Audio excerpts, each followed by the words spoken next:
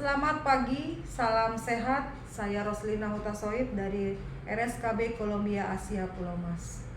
Kali ini saya akan memperagakan pemberian ASI pada bayi. Tahap pemberian ASI dimulai dari IMD. IMD adalah inisiasi menyusui dini. IMD bisa dilakukan segera setelah bayi lahir dengan catatan kondisi bayi dan ibu dalam keadaan stabil. IMD sendiri berlangsung kurang lebih sekitar 30 menit sampai dengan 1 jam. Bayi diletakkan di atas dada ibu dengan tujuan untuk kedekatan emosional ibu dan bayi serta membantu menghangatkan tubuh bayi segera setelah bayi lahir. Lalu selanjutnya, bayi boleh dilakukan rooming in dengan ibu bayi bila kondisi bayi dan ibu dalam keadaan stabil. Langkah-langkah keberhasilan menyusui dimulai dari edukasi pada ibu bayi tentang manfaat ASI untuk bayi dan ibu. Berikutnya, berikan teknik atau ajarkan teknik cara menyusui yang baik untuk ibu bayi. Selamat pagi. Selamat pagi, Suster Ros. Ibu, gimana kondisi ibu hari ini? Ya, sedikit mulai ini nih, Suster. Payudaranya udah mulai kayak keisi gitu ya. Udah mulai ya. Hmm. Pokoknya ibu harus tetap menyusuin ya bu, Iya. harus tetap menyusui. Kita sekarang belajar menyusui bayi ya. Iya, Suster. Yang pasti menyusui bayi ibu harus rileks, santai, nggak boleh tegang supaya ASINya banyak. Nah, ibu mungkin suster akan memberikan sedikit ini ya bu, sedikit edukasi sama ibu. Manfaat ASI sendiri tuh buat bayi itu bu banyak. Yang pertama, ASI itu adalah makanan spesifik untuk bayi. Yang berikutnya, ASI itu makanan yang komplit untuk bayi. Lalu suhu di ASI itu ya tepat sesuai dengan suhu tubuhnya bayi. Nah, ASI pun mudah dicerna dan diserap. Yang berikutnya, ASI itu juga bisa mencegah infeksi pada bayi. Lalu yang paling penting nih bu, di ASI itu bisa membentuk kedekatan emosional antara ibu sama bayi. Lalu yang pasti dengan kandungan gizi yang lengkap dalam ASI bisa membantu tumbuh kembang bayi lebih baik. Suster, kan tadi Suster udah jelasin manfaat untuk bayinya. Kalau untuk saya ada nggak, Suster? Kalau Manfaatnya? untuk ibu ada banyak juga manfaatnya bu. Yang pasti yang pertama, mencegah perdarahan pasca melahirkan atau setelah ibu melahirkan. Nah, berikutnya membantu involusi uterus. Ibu tahu involusi uterus? Itu apa ya, Suster? Itu jadi kan waktu dede dalam kandungan ibu kan rahim ibu ngembang tuh, Oh, iya. mengikuti bentuk besarnya bayi. Nah, begitu bayi keluar, nah dengan bayi menyusul langsung dia bantu ngecilin uterus ibu. Jadi kembali ke posisi rahim sebelum ibu melahirkan. Nah, yang berikutnya mencegah fertilitas dan kehamilan. Nah, itu bisa untuk ini juga bu, sebagai metode kontrasepsi alternatif ya. Kalau ibu misalnya nggak mau suntik atau minum pil KB, nah dengan menyusui bisa jadi metodenya. Berikutnya, yang pasti ini yang sangat kita takutkan, banyak perempuan yaitu kanker. Nah, ini dengan menyusui biasanya mengurangi atau merendahkan resiko kanker payudara dan ovarium. Nah, yang berikutnya kan kalau udah dengan ASI enak nih bu, ibu nggak harus kocok susu, nggak usah harus nyuci botol. Nah, ibu tinggal bersihin payudara ibu, nempelin ke dede, jadi mengurangi beban kerja ibu ya. Yang berikutnya, kedekatan emosional ibu juga sama, ibu jadi merasa dibutuhkan sama si dede. Seperti itu. Tanda-tandanya kalau misalkan bayi saya nih saya susuin terus dia tuh udah cukup nih ASINya, itu gimana saya cara tahunya, Sus? Kan di rumah nggak ada timbangan berat badan ya bu. Iya. Jadi kita mengukurnya dari kencing dede. Gitu. Ibu harus lihat dia bayi yang memang pemberian ASI aja kuat tuh dilihat dari pipisnya. Pipisnya bayi harus 6 sampai 8 kali dalam 24 jam. Ibu lihatnya di situ ya.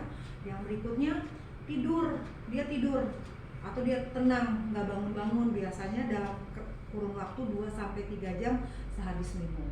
Nah, setelah 3 jam dia kembali akan bangun karena dia memang butuh minum. Ya, berikutnya berat badan akan naik nih. Kalau nanti misalnya ibu pergi ke fasilitas kesehatan, berat badannya akan naik 1 sampai 2 minggu setelah dia lahir, dia harus kembali ke berat badan lahir normalnya. Terus berikutnya berat badan yang kita perhitungkan dia harus naik 20 sampai 40 gram per harinya. Ya, seperti itu. Itu tandanya pemberian ASI ibu kuat. Pokoknya kita harus punya konsep dalam diri ASI kita cukup untuk bayi kita. Ibu nggak boleh stres, nggak boleh panik, nggak boleh cemas. Pokoknya relax. Susuin bayi senyaman mungkin ya, karena ASI bisa keluar dengan banyak, dengan maksimal 2 pengaruhnya, yaitu isapan bayi dan psikis ibunya. Seperti itu. Ada lagi yang mau ditanya ibu sebelum suster mengajarkan bagaimana teknik menyusui yang baik? Sudah sus. Ya, kita sudah siap untuk menyusui ya. Baik. Ibu nyusuin tuh ada 4 teknik. Nah, biasanya mungkin ibu lebih sering menyusui bayi dengan posisi begini ya. Posisi begini ya bu. Oh iya. Nah, ini yang kita biasa sebutnya cross hold. Nah, cross hold ini sebenarnya sih ini bisa kita lakukan untuk bayi-bayi yang mungkin sudah beberapa minggu usianya. Tapi kalau bayi baru lahir biasanya lebih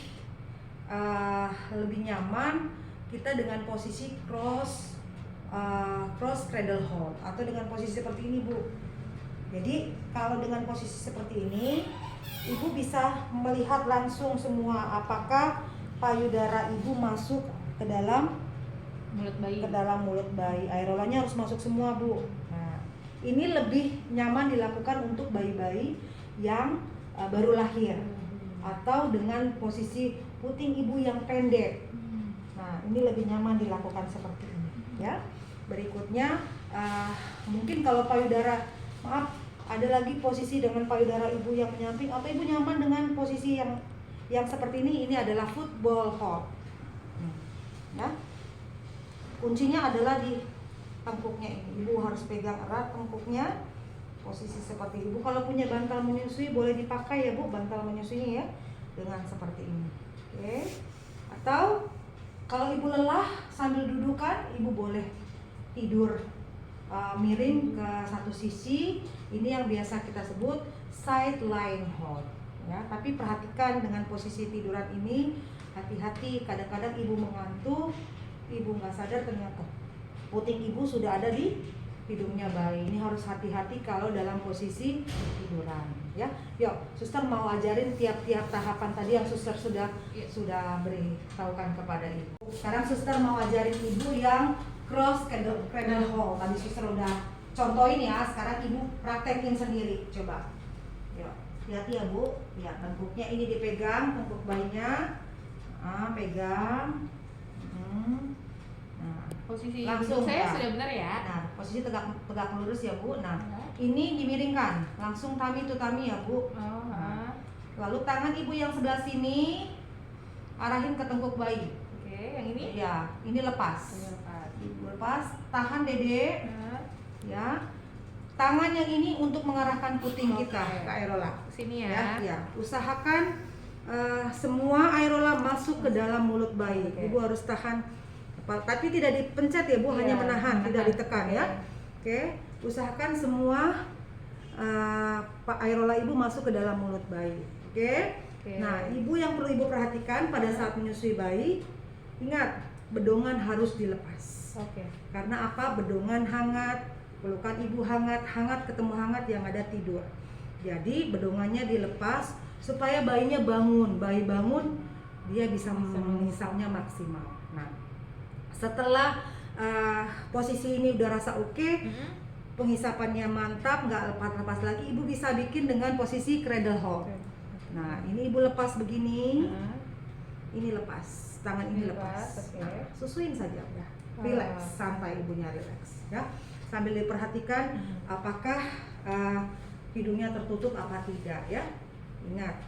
Sini boleh dibantu pakai Boleh. bantal, Sister? Ibu boleh siapkan kalau ibu punya di rumah bantal menyusui yang seperti lingkaran itu pakai aja nggak apa-apa supaya ibunya nggak konsentrasi di bagian kakinya ya. Nah, ini untuk posisi yang biasa dilakukan ibu-ibu. Tapi kalau ibu pengen lebih ini lagi, boleh dengan posisi yang tadi suster ajarkan, football hold. Tapi kalau ibu rasa nyaman seperti ini, lakukan seperti ini. Nah, oke, ini posisi duduk. Nah, kita akan belajar yang posisi yang tadi suster bilang side lying hold atau posisi miring ya. Coba ayo, suster pegang dulu. Ibu posisi pelan-pelan miring ya, miring sempurna. Tangan ibu disampingkan.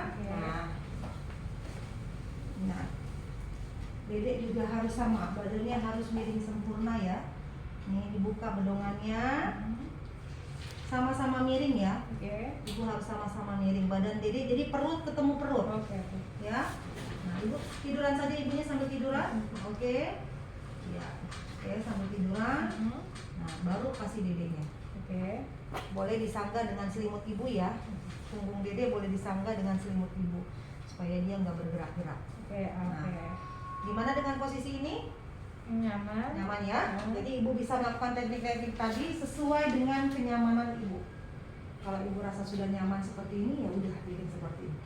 Ya, pokoknya ibu dan bayi harus sama-sama nyaman supaya ASI ibu banyak dan ASI yang diminum dede juga banyak.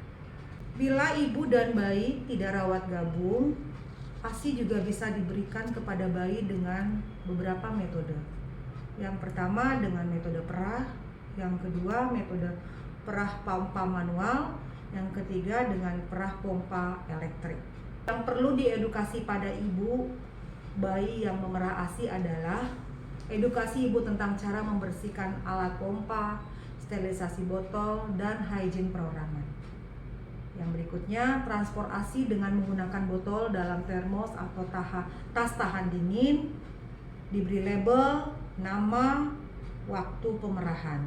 Nah, ibu dapat memerah ASI di rumah ataupun di rumah sakit. ASI dapat disimpan di lemari pendingin hingga bayi dapat minum kolostrum yang diberikan terlebih dahulu. Kontraindikasi untuk pemberian ASI yaitu ada beberapa kontraindikasinya. Yang pertama, keadaan ibu dengan kondisi ibu HIV atau AIDS ya, yang dapat memberikan formula yang memenuhi AFAS. Ibu dengan penyakit jantung yang apabila menyusui dapat terjadi gagal jantung.